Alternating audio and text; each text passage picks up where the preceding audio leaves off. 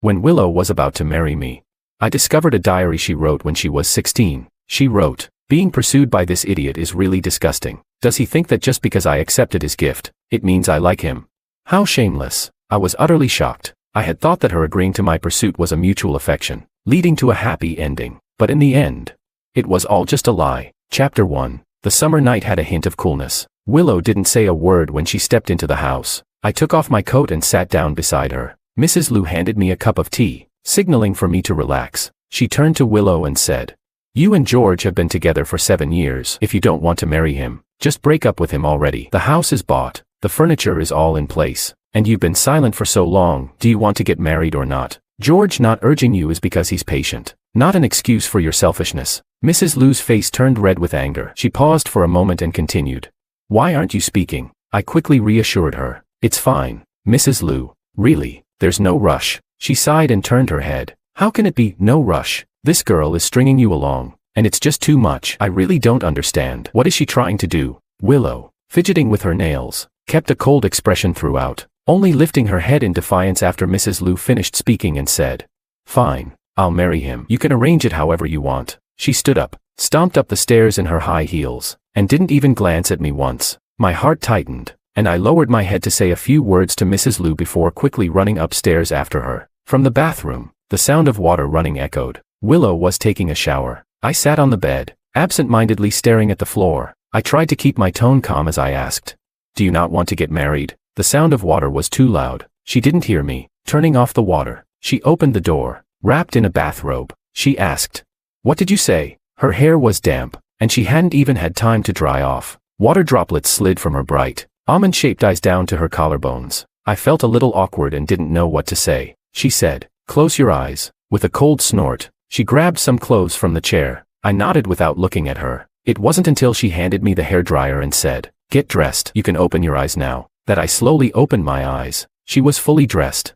sitting beside me, asking, "What do you want to say?" I sighed and, while drying her hair, said, "Do you not want to get married?" She shook her head. "No, that's not it. Don't think that." But I knew she was lying. She didn't want to marry me at all. I wanted to suggest that we postpone the wedding or say I wasn't in a hurry, but the words got stuck in my throat, and I couldn't say them. The only sound left in the room was the hum of the hairdryer. After a while, I touched her dry hair, stood up, and said, "I'll go to bed now." She grabbed my hand and pouted. "Are you going to sleep in a separate room?" She asked. "Are you upset?" I forced a smile and said, "No, not at all." She bit her lip and said, "I've given myself to you, done everything for you. What more do you want from me?" Willow suddenly became agitated, her tone rising in frustration. She yelled, "If you keep pressuring me like this, it will just make me feel disgusted." We had been together for 7 years, and she had never spoken to me like this. But now, perhaps the pressure of the impending wedding had taken its toll, and for the first time, she lost control in front of me. I froze, feeling for a moment like a fool. She didn't look at me again, opened the door, and left. Only the faint scent of her shower lingered in the air, reminding me of what had just happened. After that night, neither Willow nor I mentioned what had happened. We didn't talk about postponing the wedding, but she became increasingly distant. Even when it came to picking a wedding dress, she said any dress would do. It even came to the point where, on Mrs. Lu's birthday, she didn't show up at all. Everyone laughed it off, but we both knew it was because Willow was angry with her mother. I ignored the strange feeling in my heart and pretended nothing had happened, trying to practice my smile. A few weeks later, I woke up to find her staring at her phone. I asked, "Why aren't you sleeping?" As I tried to sit up, she hurriedly locked her phone. She closed her eyes and said, "I'm going to sleep now." But in that instant, I clearly saw the photo on her screen and the tears at the corners of her eyes. It was a picture of 17-year-old Willow and 17-year-old Makoto. I turned my back, as if I had fallen into an ice cave. What came to my mind was years ago when her best friend had said with disdain, "Even if you're together now, so what? You're nowhere near Makoto, just a fat loser." What had I thought back then? I thought, as long as I was persistent, I would eventually melt Willow's frozen heart. But now, the naked truth was staring me in the face. My heart felt like it had been pierced by a needle. She had never forgotten Makoto. The facade of strength she had put on over these past days crumbled in an instant. I suddenly didn't want to get married anymore. I wanted to break up with Willow. Chapter 2. After making the decision, I thought about when would be the right time to tell them. From high school until now, Mrs. Lu had always been very kind to me. I could tell that she genuinely cared about me, and really treated me like a son. Because of this, I was torn about how to tell them in a way that would cause the least pain. The day Willow was supposed to try on wedding dresses, I delayed it, citing work at the company as the reason. After graduating from college, I joined a media company, where I was responsible for celebrity planning and marketing. Willow wasn't very happy about my job because it often required long hours, and sometimes I had to wake up at 2 in the morning for meetings. So when I said I was busy, she didn't doubt me at all. In fact, it seemed like she even sighed in relief, except for Mrs. Liu, who assumed that Willow was being unreasonable and throwing a tantrum by refusing to try on the dress. She scolded her for it. When I got home, Mrs. Liu had just gotten off the phone, and her eyes seemed a bit red. She grabbed her bag and said, "George, wait for me. I'm going to find her right now." What could be more important than trying on a wedding dress when she's about to get married? She must be out of her mind. From Mrs. Liu's words, I understood. Makoto had returned. No wonder Willow had been distracted lately, and no wonder she seemed relieved when I couldn't take her to try on wedding dresses. It all made sense. When people are so speechless, they really do end up laughing. Mrs. Liu hurried to advise, "Willow's just in a bad mood these days. She'll be fine soon." "I'll go," I interrupted. "Mrs. Liu, let us decide for ourselves. I'll take care of it." I went upstairs, stood there absent-mindedly for a while, and tried to take out my phone from my pocket, but I didn't hold it properly, and it fell to the ground. I bent down to pick it up, then, in a daze, sat at the foot of the bed and called her. The phone rang a few times before being answered. The sound on the other end was loud, making it hard to hear clearly. She asked, "Is something wrong?" I asked, "Where are you?" There was a brief silence. Then she coldly snorted, "What do you mean by asking that? Are you suspicious of me?" She moved to a quieter place and said, "George, are you annoying? First my mom scolds me, and now you want to do the same. I already said I would marry you. What more do you want from me?" I repeated. "Where exactly are you?" My fingers dug into my palm, trying hard to keep my emotions in check. She replied, 13 de Jew Street. If you want to come, then come, and bring the paper bag from my nightstand. Then, the phone disconnected with a beep. I stared at the ceiling for a long time before managing to control my anger. I never go through Willow's things because I believe that in a marriage, there should still be some personal privacy. But when I opened the nightstand, I spotted the paper bag right away. I was about to grab it when my eyes were drawn to the diary next to it. There are moments when you just know. It was like back in school, when the teacher would call your name, and you'd know in advance that you were in for trouble. It felt like that now. I knew I shouldn't open it, but my gaze was caught. When I opened the diary, I couldn't help but hold my breath. The first entry read, August 29, 2015. A new person came to the house today. My parents said he's into sports, and he's going to live with us. He always smells of sweat, which is really annoying. I remember it was a hot day when I brought all my things to the Liu family's house. My parents and Mrs. Liu were good friends. That year, I joined the provincial team, and they helped me transfer schools for easier training. When I arrived at the Liu's, Willow was the first to answer the door. She was wearing a clean white dress,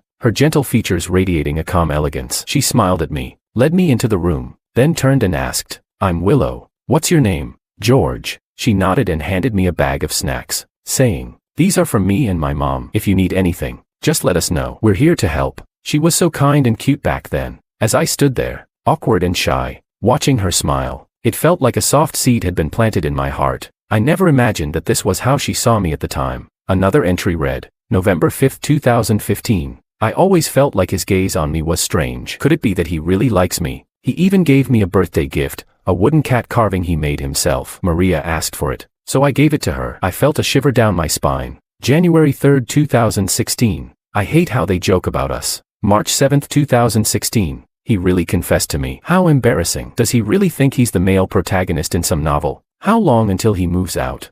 My hand trembled as I turned the pages of the diary. When I first arrived in Beijing, I had no friends. There was no one at school who wanted to hang out with me except for a few fellow athletes. Most of the time, I was alone, but Willow would often come to find me. She would introduce me to others as her brother, listen to my troubles when I was upset, and bandage my wounds when I was hurt. It was completely normal to like Willow. So even when I realized she didn't love me, even when I decided to part ways with her, I never regretted having liked her when I was younger. When I was a teenager, I didn't have much money, so I tried to make a cat carving with the little skills I had learned from others. I spent weeks on it, ruined several blocks of wood, and got a lot of cuts on my fingers before finally finishing it. When I gave it to her at the party, all eyes turned to me. I felt embarrassed and was about to take it back, but Willow already took it and placed it back in the gift box. She said, "Thank you, I really like it." I thought she really liked it. So even when her friend Maria mocked me for being a loser, I didn't mind. I never cared about what others thought of me. My dad once said that your mood should only be shared with the people who matter most to you. Willow liked it. That was all that mattered to me. But I never knew that she had passed the gift to Maria, who threw it into the trash the moment she left the door. I never understood where Maria's hostility toward me came from until later, when I realized it was simply because I rejected her little social circle and refused to play along with her. I had no idea back then. I thought Willow was different from everyone else. When I confessed, I stuttered, unable to finish a single sentence. But she smiled brightly. She said, "Thank you for your feelings, but I'm not thinking of dating anyone right now." What was she thinking back then? I gritted my teeth, forcing myself to keep reading. April 9, 2016. He seems to have misunderstood me. He can't seriously think that just because I accepted his gift, I would like him. Right. I can't even stand the sight of him. I decided to find a boyfriend so he would give up. I couldn't help but laugh. For the first time, I realized how laughable my emotions were. How cheap, how insignificant. She could have just told me. If she had, I wouldn't have gone near her. I saved every penny of my allowance to buy her things she wanted. Why? On the one hand, would she hint at wanting things she couldn't afford, yet happily accept my gifts, while on the other hand, write down things like this? The last entry was on May 13th. That day, Willow was stopped by some thugs, and there was a confrontation. I rushed to protect her and ended up getting injured when I was hit by a baton. I couldn't train for weightlifting anymore. After that, Willow and Makoto broke up. Not long after, Makoto went abroad to study, and they completely lost contact. Chapter 3. After entering university, I began to lose weight and change my image. The once little black, chubby guy had completely disappeared. It was during this time that my relationship with Willow truly began to change. Maybe it was because she remembered my kindness, or maybe it was the ambiguous lighting that night. She suddenly poked my arm, looked up at me, and asked, "Do you still like me?" I froze for a moment, and the next second, she stood on tiptoe, wrapped her arms around my neck, and kissed me. On the first day we confirmed our relationship, Willow and I told Lou Mama. Willow said, "Mom, we're together." At that moment, she seemed more at ease than ever, as if a heavy stone had been lifted from her heart. Looking back now, I realized that what I thought was her genuine love was actually just her self-righteous way of repaying me. I snapped back to reality, grabbed my things, and left. When I arrived at the location, I saw Willow through the door, sitting with Maria and several other men, drinking and singing. Willow waved her hand to refuse one man's request to sing, while Maria, as usual, stirred the pot, saying, "Willow, relax. Now that Makoto is back, why don't you break up with George?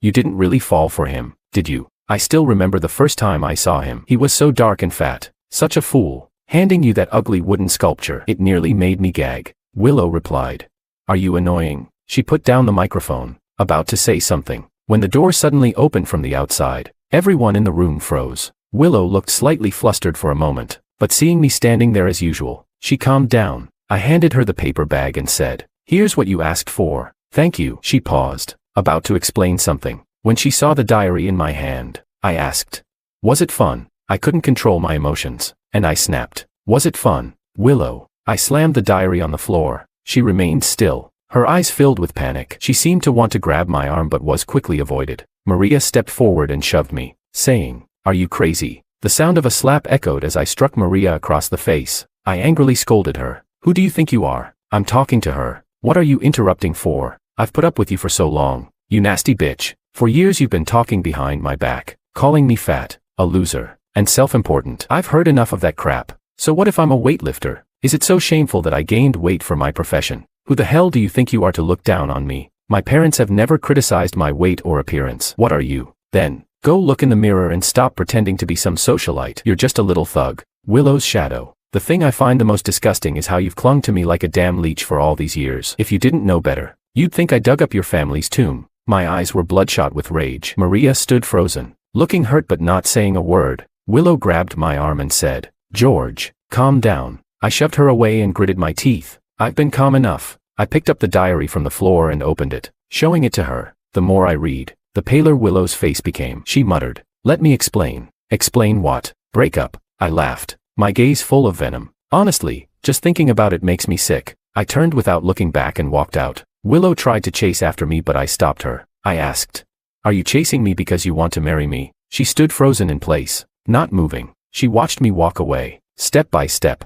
until I was completely out of her sight. Chapter 4. After confronting Willow, for the next several days, she avoided me. Everyone at home could sense that something was wrong, but no one dared to ask. The first person I told was my mom, and when she heard, there was no surprise. She asked, "Do you want to come home?" I replied. I need to think about it some more. I haven't told Mrs. Lu about the breakup yet. No matter what happened between Willow and me, Mrs. Lu had always treated me well. I didn't want to disappoint her. Besides, this job wasn't something I could just throw away overnight. Starting from scratch would take time. After hanging up, I stared at my reflection in the mirror for a long time. Maybe it was because of my job, but I had become more deliberate about maintaining my appearance. Gradually, I had transformed. I looked at myself in the mirror, and it felt like I was seeing the old me again. Holding the barbell, squatting down, day after day of training. In the end, that person became more and more distant, replaced by the person I had become, someone who carefully controlled my body fat percentage and paid attention to my image. I had changed, but it wasn't the success I had imagined.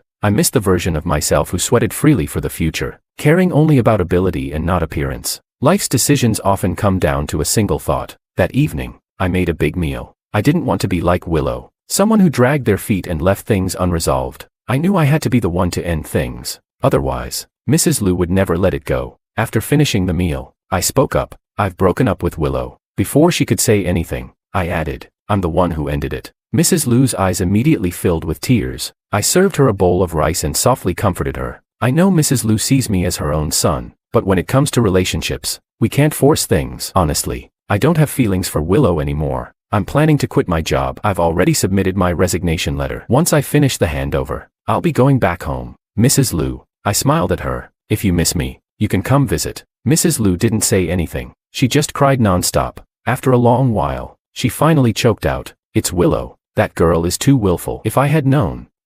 Sorry. I comforted her for a long time, until she finally accepted the reality. Willow didn't find out I was leaving until half a month later. On the last day of my work handover, I had booked a flight for 10 a.m. the next day to return home. She knocked on my door, her voice trembling. Can we talk for a bit? Time really does help fade many emotions, and my feelings had shifted from initial anger to a deeper sense of indifference. I forced a smile and said, There's nothing left to talk about. Don't worry, we'll part on good terms. As for Mrs. Lu, I won't say anything more to her. She won't pressure you anymore, she replied.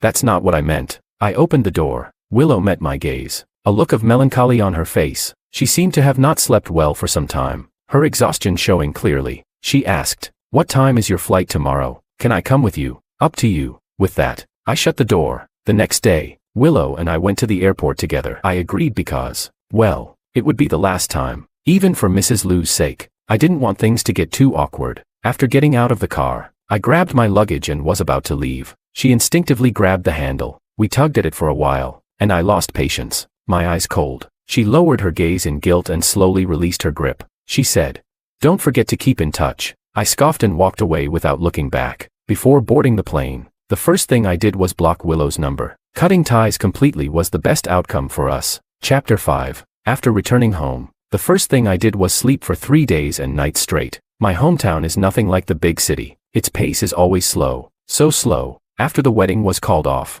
no one from my relatives asked too many questions. They just kept telling me to go out and take a walk when I had nothing to do. A few weeks later, my relatives started pushing for blind dates. My mom, amused and helpless, talked them out of it after some effort. Over the years, I had saved up quite a bit of money, around $300,000 in total. I put most of it in long-term savings, with a small portion invested. One of my high school classmates, David, was planning to start a social media business. When he heard I was back, he insisted on bringing me on board. His idea was to create a street interview show. To put it simply, he said, We'll randomly interview strangers. If they want to make friends, they can write down their traits on a piece of paper, and we'll pass it on to the next person. If they feel it's a match, we'll arrange a meeting. I had already been thinking about what to do next, so when I heard David's idea, it clicked. I transferred $50,000 as startup capital for our business. David was ecstatic. We're going to make it big. I just know it. I felt a bit helpless but also excited. Maybe it was because a new life was right in front of me.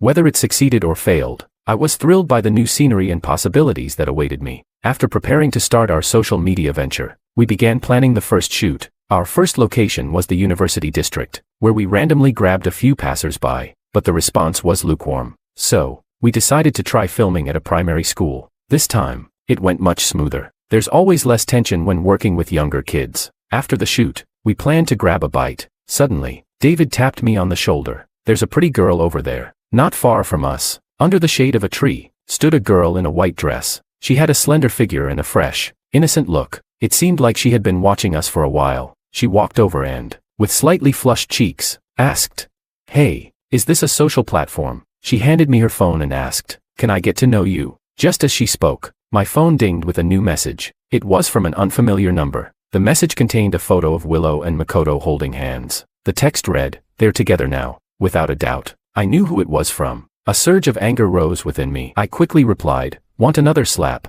After sending the message, I blocked Maria's number. David noticed my sudden shift in mood and quietly asked, "What's wrong?" I replied, "Nothing. Just ran into an idiot." As soon as the words left my mouth, I looked up at the girl in front of me and quickly added, "I'm not talking about you." The girl wasn't offended. She smiled softly and said, "I know." She handed me her phone again and said, "My name's Anna." Chapter 6. After exchanging contact information, I returned home and learned, through my mom's hesitant words, that my meeting with Anna wasn't coincidental. We were actually middle school classmates. I dug through my box of old school memorabilia and found the graduation photo. After a few attempts, I finally recognized the small, skinny girl in the corner of the photo as the one standing before me today. To be honest, I had no memory of her at all. My mom said, "You see, her name is Anna. She might have had a crush on you back then. After all these years, you two meet again. It's like fate, sparking something between you two." I was speechless. One of life's greatest illusions is thinking, "She likes me." I made that mistake with Willow once, and I'm not about to fall into the same trap twice. I opened Anna's profile and sent her a message. I wrote, "So, turns out we were middle school classmates." She was typing for a while, deleting,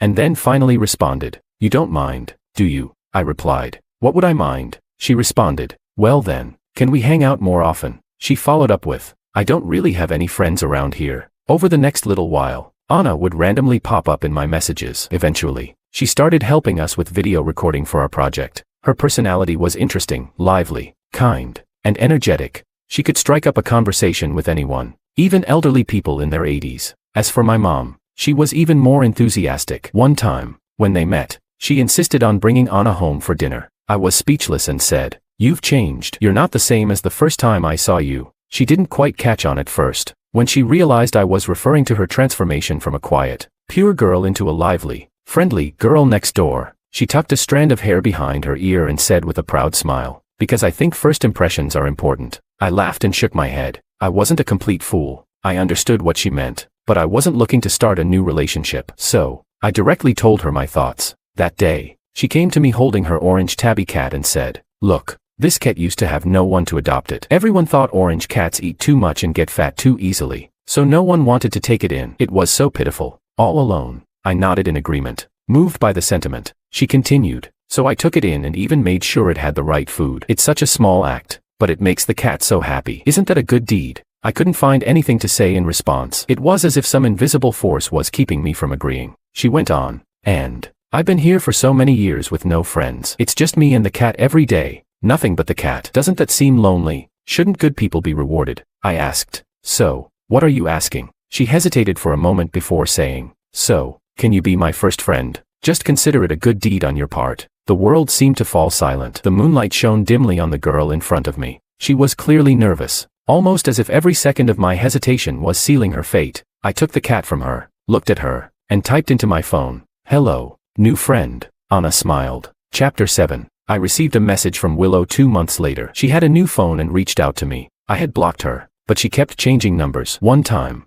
I accidentally picked up, but neither of us spoke. My patience was running out. I said, "Willow, can you stop bothering me?" Her voice was quiet when she replied, "Mom really misses you. When are you coming back to see her?" The mention of Lou's mom softened my heart a little. During this time, she had occasionally sent me money, probably worried about me losing my job and not having financial security. When I refused to accept it, she started sending me health recipes. I remembered how she had done the same thing when I first arrived at Lou's house, trying different ways to take care of me, cooking meals for me. When I was sick, it was Lou's mom who stayed up all night to look after me. I couldn't be cruel to her, so even though I hated Willow, I couldn't bring myself to be completely heartless. Seeing that I had softened a little, Willow seized the opportunity. "What if I come see you?" I interrupted her. "Aren't you back together with Makoto?" There was a brief silence on the other end of the line. I sneered. "Is this how you are with every boyfriend? Always thinking about your ex while with your current partner?" I sighed deeply. "Willow, don't you think you're pathetic?" After that night, Willow remained quiet for a long time. I thought our issues were over, but then I unexpectedly ran into Maria in this small, 4-tiered city. Anna and I had just left the university town when we saw a figure holding a sun umbrella, walking towards us with an exaggerated, almost pretentious air. When that face appeared, my smile instantly disappeared. She asked, "Got a new girlfriend?" She snorted and said to Anna, "You know, he used to be really disgusting." Before she could finish, Anna slapped her hard across the face. Maria immediately raised her hand to retaliate, but I stepped in to block her. Someone nearby called the police. Since it was mutual fighting, we eventually signed a settlement agreement and left. Maria, holding her face, gave me a defiant eye roll. I walked up to her and directly blocked her path. "Are you sick?" She snorted. "Yeah, I'm sick. What about it?" She stepped closer, bit her lip lightly, and looked up at me. I quickly took a step back. She turned her head and said, "Willow and Makoto broke up. She still can't get over you. I thought you should know, so I came to tell you. You really don't get it, do you? You can't appreciate someone's good intentions." I stared at her with a blank expression. She frowned slightly, but I could barely detect it. I took Anna's hand, and she blinked in surprise when she realized what I was doing. She squeezed my hand in return. I just wanted to leave, not noticing Anna's red ears or Maria's pale face. "Hey," Maria called after me again, slowly speaking. "If you get back together with Willow, I promise I won't talk bad about you to her anymore." I replied. "You crazy woman, go take your meds." A few months passed before I finally sent Willow a message. I wrote, "Keep your dog on a leash." Chapter 8. Perhaps I was too angry. That night, I had a rare dream about high school. I was placed in the advanced class, where most students were high achievers, but I was always at the bottom. I was big and bulky, with dark skin and a chubby face, so there were many rumors about me. People mocked and ridiculed me everywhere. The class monitor once said, "Look at him. He's clearly a thug. I bet he's been in plenty of fights. He'll definitely end up at the bottom of society. Just a waste of national resources. A garbage machine." But one time, when I went to the bathroom, I caught the class monitor being cornered by a group of bullies, and they were making fun of him while pulling down his pants. When he saw me, he immediately gave me a pleading look. I hesitated for a moment, but sighed and walked over. In front of everyone, I said, "Please move aside. I need to use the restroom." I wasn't a saint. I had already informed the school security, and that was all I could do. To my surprise, later on, the class monitor turned on me and told the teacher that I was the leader of the bullies who humiliated him. I was speechless. I didn't hate the people who hurt him, but I couldn't understand why he blamed me for not saving him, as he added fuel to the fire and made it sound like I was the one who orchestrated everything. The headmaster was about to give in. Just then, Willow and the security guard showed up in the office. She spoke with such precision, demanding that he provide evidence it was me, and then had the security guard restore the events. She even calmly argued with the headmaster, saying, "You all owe George an apology. If the school dares to suspend George, we'll report this to the authorities and make sure no one gets away with it." She flicked her ponytail and grabbed my hand with a flourish, pulling me out of the office. As I watched her lively ponytail bounce, the sunlight that day seemed to carry a faint scent of fresh grass. It was a feeling of infatuation that came completely unexpectedly. When I woke up, I felt a wave of heat rushing through my chest. It was only 2 a.m. I got up and poured myself a glass of water, and just as I was about to sit back down, I heard a noise outside my door. I opened the door to find Willow standing there, looking exhausted, leaning against the wall. The cold wind had tousled her hair, and her face was pale. She looked like she had lost weight. When she saw me, her unfocused gaze gradually cleared, but the next second, the door shut. I lay back in bed, and my phone buzzed with a new message from her. She wrote, "I'm sorry about Maria. I've fallen out with her, and she won't bother you again." After a pause, she added, "I broke up with Makoto." Chapter 9. Willow settled in South City for a short time. Every time I went downstairs, she was waiting outside. When I came back at night, she was still standing there. I ignored her. My parents ignored her too. My dad said, "People should have self-respect, but you can't stop a dog from wanting to guard the house." My mom replied, "It's not even her house." During this time, the media work I had been doing started to show some results, and I could gradually pick up small ads. David and I were working harder than ever. We almost stretched a day into 2. I was running around in a frenzy, racking my brain for new ideas. But as the saying goes, when happiness peaks, disaster follows. I didn't see the road clearly and was grazed by a car. David supported me and asked, "Are you okay?" Anna had already darted off like the wind. She came back, holding a big bag of medicine, and David teased her about it. Her breath still hadn't settled, but her sparkling eyes were on me. "Is it okay?" I frowned and asked. "What?" she said. "Let me bandage it for you." In the end, I didn't let Anna help. I found a chair nearby and treated the wound myself. Filming ended earlier than expected, and Anna insisted on driving me home. I handed her the keys, but she drove like a turtle, constantly looking around as if she didn't know how to drive. What usually took half an hour stretched into an hour and a half. When we finally arrived home, she naturally hooked her arm around mine to support me, but the next moment, as I took a step, I froze. Willow was leaning against the wall, staring directly at me. Her face was pale, and her mouth was moving. She took a step toward me. Anna noticed something was off and looked down at me, asking softly, "Is that the person you don't like?" I replied, "Yes." I ignored her and walked past, but Willow grabbed the corner of my shirt. My gaze turned cold as I looked at her. She snapped back to her senses and let go of my shirt. She looked down at my foot and asked, "Have you put on the medicine?" I responded with nothing but silence. The door shut in her face once again, like all the countless times before. No response. After closing the door, the sound of sizzling in the kitchen came from the other room. My mom's eyes lit up when she saw Anna. She said,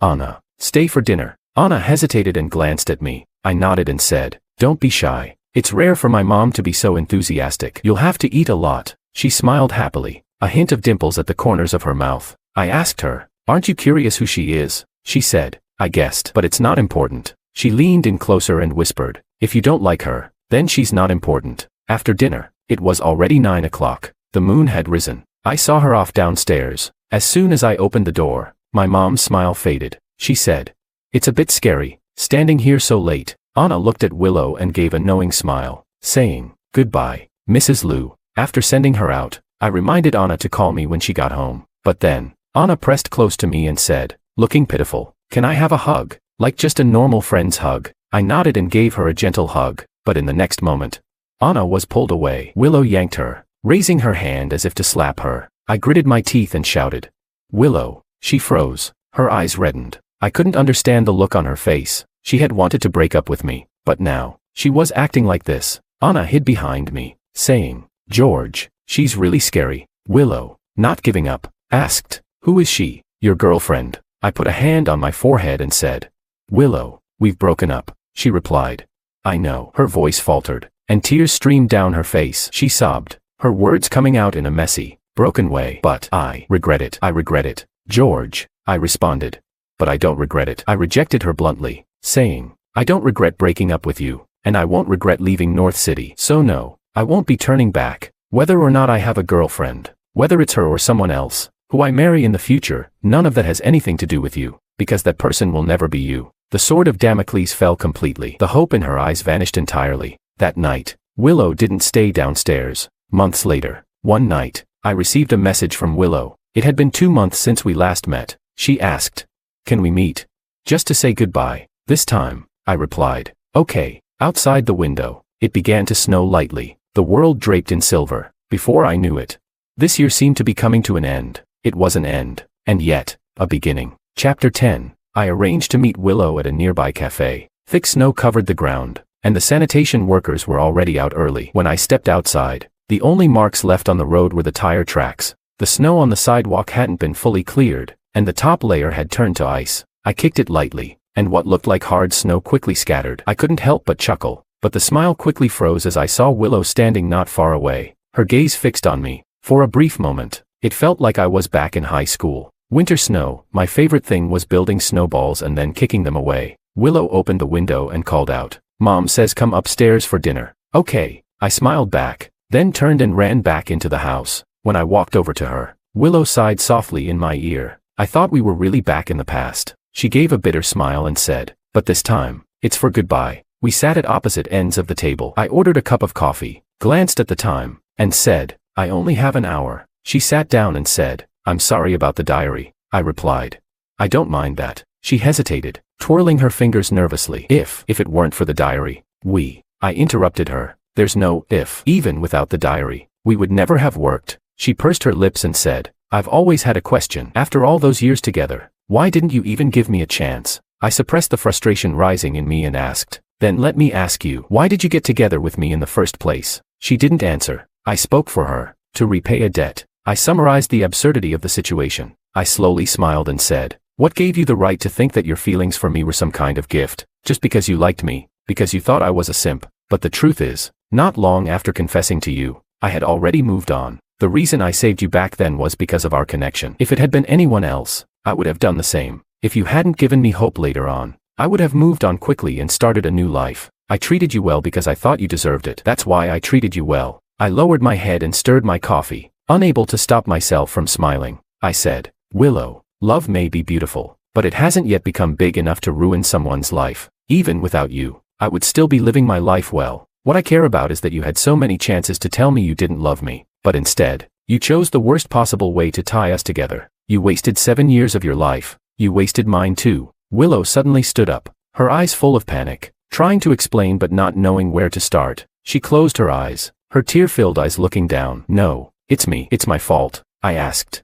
Did you never realize your own feelings? When she nodded, I smiled even more. I said, my dad once said something. He said, don't let people you dislike anger you. You only need to care about the people who are worth your attention. That's why I didn't say anything about Maria. First, I didn't care about her opinion or what she thought. Second, I didn't want you to be unhappy. That's what liking someone is about. Liking someone is very obvious, very clear. I liked you, so I wanted to treat you well. But what about your feelings? I asked her again. Willow didn't answer. I sighed and said, if I hadn't found that diary, and we got married, you'd still feel dissatisfied. You'd feel like you were forced into this by moral obligations. Our marriage would still be unhappy. It seems you still haven't realized this. Our breakup wasn't because of the diary, nor because of Maria. It was because of your delusional tolerance, which was actually arrogance. You looked down on me, but I'm not completely blameless either. In her anxious, uneasy gaze, I spoke softly. My mistake was not cutting things off sooner. When you allowed your friend to treat me the way she did, I should have realized that our relationship was over. Today is the last time I'll meet you,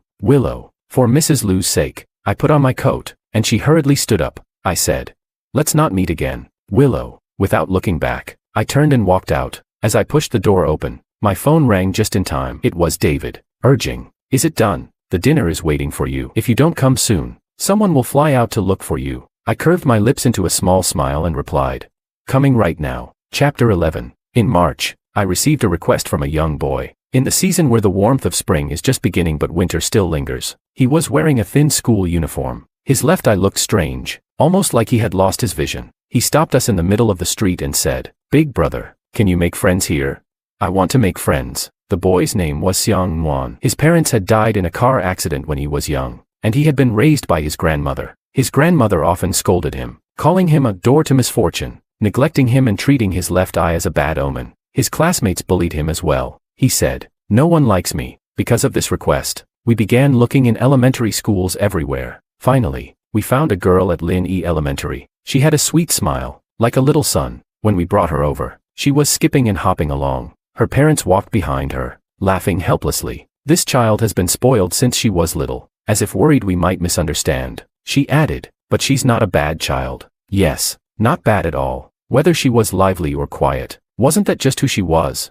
The two children met, and within less than 15 minutes, they were already playing together. The girl lowered her head and seriously said, your eyes aren't ugly at all. It's just that they have no taste. From today on, I'm your friend. I spoke up too. Me too, David added. I am too. The girl's mother squatted down and patted the boy's head, saying, my house isn't far from yours. If you miss her, just come over. I'll make you something delicious. As we were leaving, I told the boy, don't care too much about what people who don't like you say. Their words aren't important. What matters is that you know who you are. The boy was confused, so I smiled and patted his shoulder, saying, Martin, you're a really great person. I didn't post the video immediately because I told David I still had some extra content to record. That evening, while editing the video at home, Anna called, George, come downstairs. It had been almost a week since we last saw each other. During this time, she had started a new job and had to travel abroad for business. When I went downstairs, she was dragging a large suitcase up the stairs. Seeing me, she waved.